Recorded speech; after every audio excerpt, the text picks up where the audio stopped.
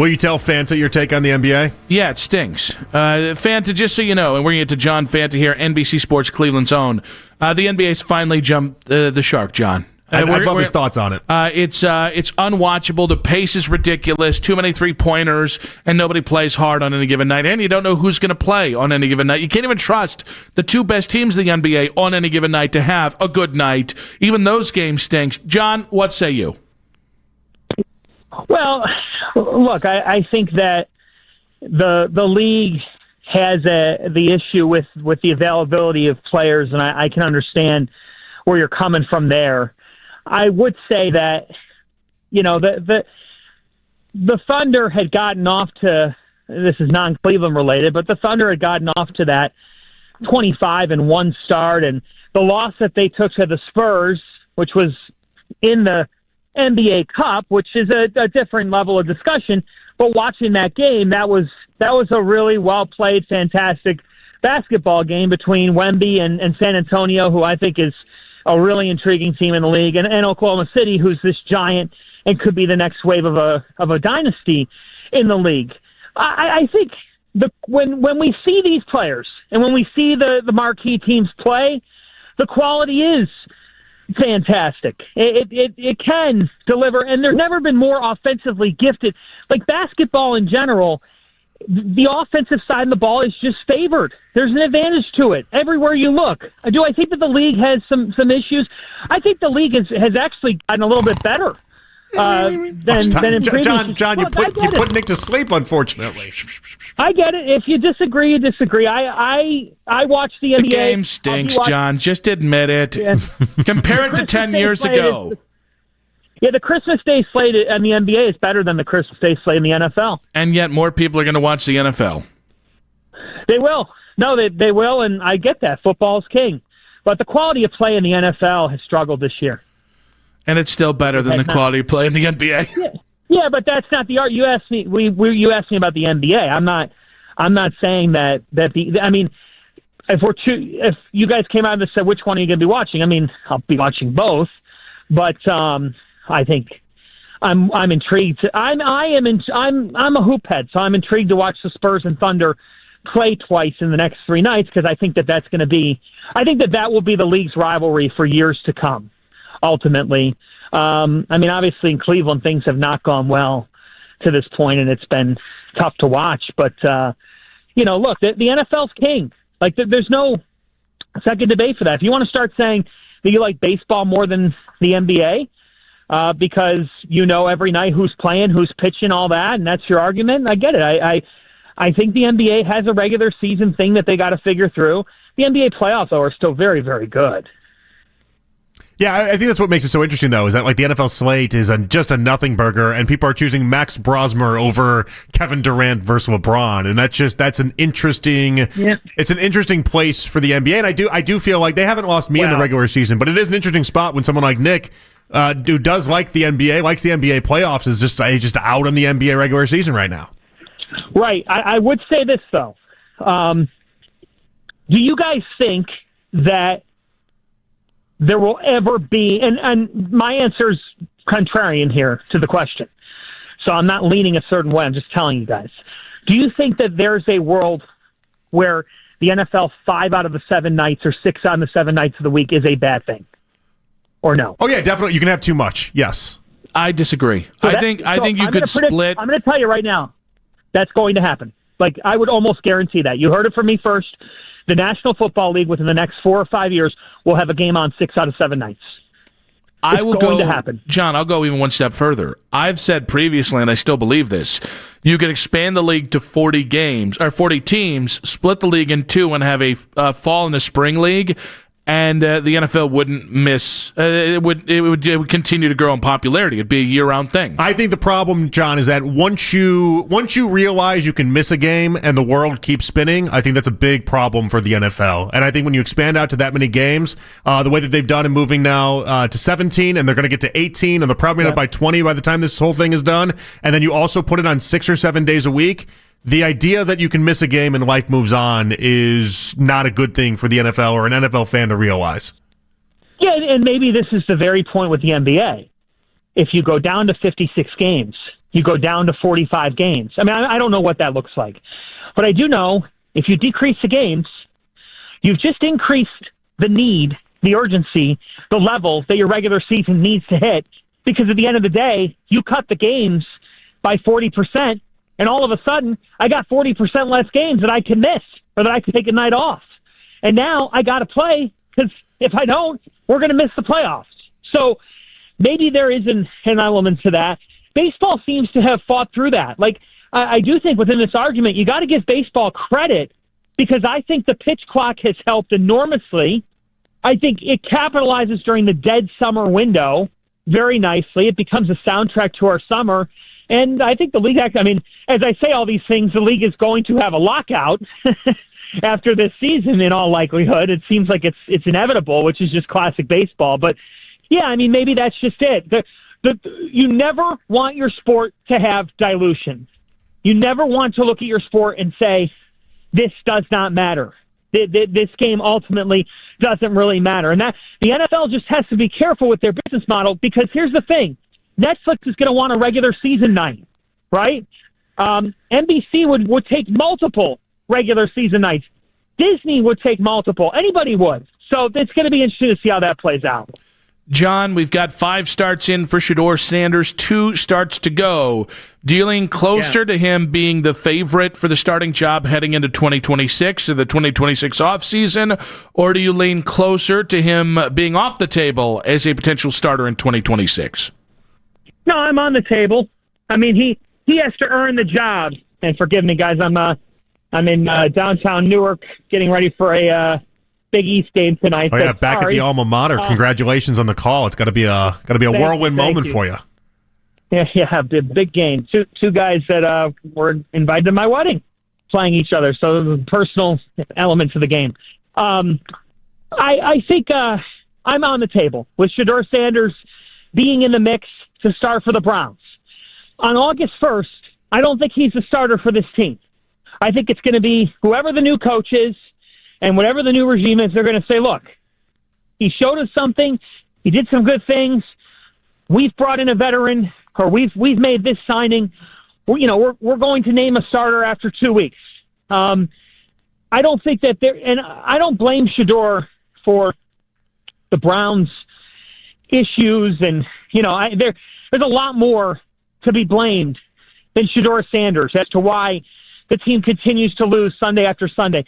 The biggest of which is that they have kept the special teams coordinator employed.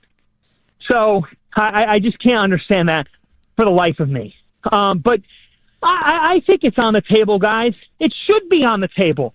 He's done some things that do make you say, well, that's a professional move. That's a professional throw. What would that look like with a real offensive line? What would that look like with a real wide receiver room? Give him a chance to succeed. Give him a chance to succeed. Right now, with very little chance to succeed, he's made the Browns interesting. They're interesting to watch. Does he make mistakes? Yes. Do a lot of people in his seat with this offensive line and with this coaching staff, which has lost me on the offensive side of the ball, would they make mistakes too? Absolutely. He has earned himself a candidacy, and he could be the fit. I'd put it at 55% right now. I'm not ready to say he's a lock as the starter week 1 next season. I want to see him earn it and show it and continue to make progress, but he's absolutely in the mix for that job. It feels like right now, John, the general consensus is Andrew Berry's safe, Kevin Stefanski won't be. If that's how the chips fall, is that enough for you? I don't get that. I don't get it. I also don't understand a lot of the observations that are coming out of that building from people that I respect the heck out of, but why isn't the pressure cooker been on, guys, on everybody involved? It just feels like, Stefanski's going to be the guy that loses his job, and there's obvious reasons why, namely the record the last 2 years. But you could see this roster is flawed. It's flawed. It was flawed from week 1. And it goes beyond just signing Deshaun Watson. And if that wasn't Barry and whatnot, and, that was the owner, and the owner really wanted it to happen, so he takes ownership for that. fine. But then that doesn't absolve you from all the other things you've done. And yeah, he did hit it nicely on this draft class. I give him credit for that. I would also say this. Like, yes, those guys have performed, and it's hard to perform in the National Football League. But if not them, who was it going to be? Like, the fact is, yes, they've all had good years, and Fannon's had a great year. And I'm impressed. Schlesinger's been fantastic. But those guys, they've had to play. And not every NFL team would have that structure with that much pressure on the rookies to do this. It's invaluable experience, but my point is, how? This will never be lost on me. How in a span of 23 months have you gone from being the NFL's hottest team, best feel-good story, playoff team? We went into the playoffs 2 years ago and we said, anything can happen. Anything can happen. They just blew out Houston. Why can't they go to Houston and win? The moment that they got their behinds kicked that afternoon in Houston, the organization has taken a free fall. I don't care what you think, what you counter. I know this much. You made a trade with Jacksonville on draft night. Yeah, you ended up with talented draft class. You made that trade thinking we're going to have 2 top 10 picks potentially in 2026. I predict the Jaguars will be in the AFC Championship game. So that goes out the window right there. They're already a playoff team, and I think they're going to make a real run in the playoffs. Well, to me, that's not a great trade, just being honest with you. I don't care who we got. I wouldn't have made that trade. And you've made mistake after mistake in other areas. You don't have the free fall over the last 24 months that you've had and continue to stay employed in the NFL. Also, when does it ever work when somebody keeps the head coach or keeps the GM and fires the other? And now you have 2 people who are forced to work together by a marriage. It doesn't work.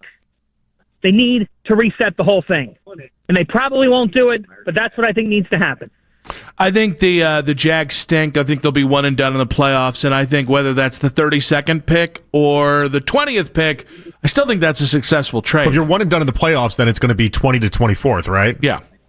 Yeah, and I don't think so, but whatever. It's fine. If you want to argue that you would have done that trade again, that's fine.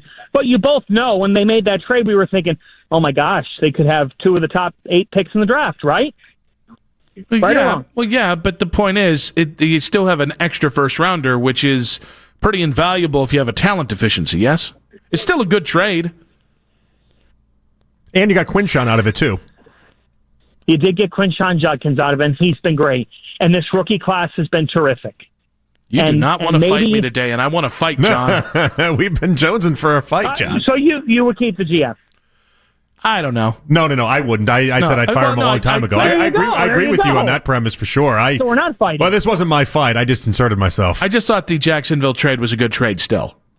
I think that was my fight. Okay, if you want to argue that, that's fine.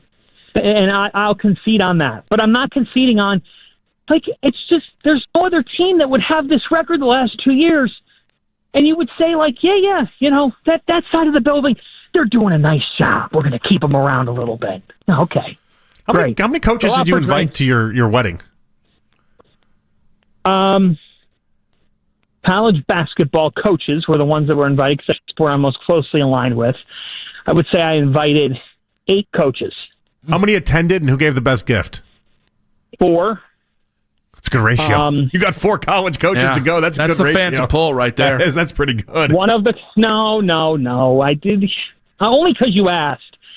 No, one of the coaches gave a very generous 4-figure gift that was not necessary, is what I will say. Is it Patino, and was it a bag of cash? I was thinking Patino, too. And also a bag of cash. It was not Patino. Some gift cards to an Italian restaurant? I'm not going to go down that road on this Christmas Eve, Nick and Jonathan. I thought this was a family program, or though that went right out the window a long time ago. We didn't say what he did at the Italian joint. No, we just said he likes to go there. That's all. My highlight of 2025 on this show is definitely the unicorn bit, because you two could not control yourselves over that, and things went sideways. You're doing a Spotify Wrapped for your call-ins now? Yeah, I am. You talked most about Shedeur Sanders. Number 2, the Cleveland Browns. 3, flip-flopping on Kevin Stefanski. Yeah. Spotify Wrapped is what one of the co-hosts on the morning show does every morning to your show. So, that's we do like that. That's what we're doing there, fans. And just like that, you got me back. Is this an airing of grievances on Festivus or not? Are you guys bought into Festivus? Are you Seinfeld guys?